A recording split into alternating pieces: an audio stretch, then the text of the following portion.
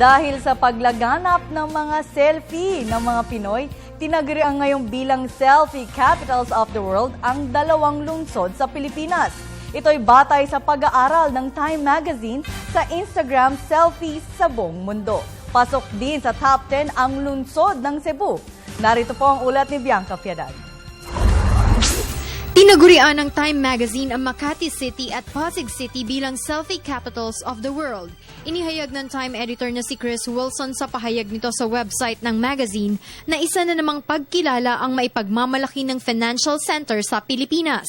Napag-alaman sa ulat na ang syudad ng Makati na bahagi ng Kalakhang, Maynila at tirahan ng 250,000 tao ang pinagmumulan ng maraming selfies per capita kumpara sa ibang mga syudad sa buong mundo. Ipinakita ito ng database ng Time Magazine sa mahigit 400,000 Instagram selfies noong January 28 hanggang February 2 at March 3 hanggang 7 kung saan lumabas na sa Makati at Pasig cities ang may pinakamaraming lumabas na selfie.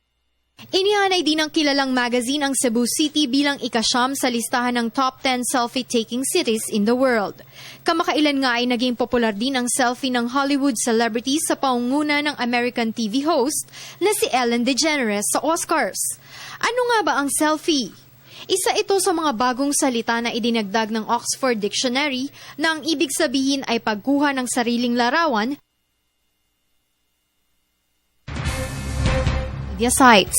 Kaugnay nito, nakapanayam namin ng ilang individual na aminadong gumagawa ng occasional selfies dahil sa magkakaibang mga dahilan. Kasi 1998 pa lang, nag-start na kaming mag-selfie. Film pa lang yung camera mo, no? So, trial and error ang pagsa-selfie. At yung pagsa-selfie, ginagawa lang namin yun.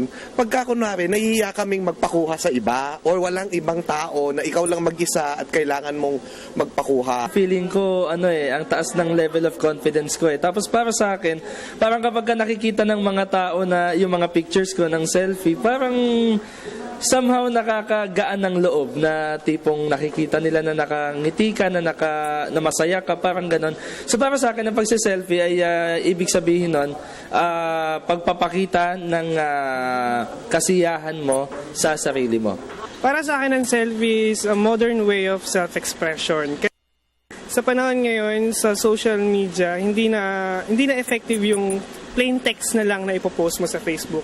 Mas effective na ngayon yung may kasamang picture na makapakita mo yung emotions mo, yung moments na kinapture mo, yun yung importante. Hindi masama ang self-expression o pagpipresenta ng sarili gamit ang larawan, lalo na kung ito'y paminsan-minsan at nagpapakita ng hindi na mauulit pang mga sandali.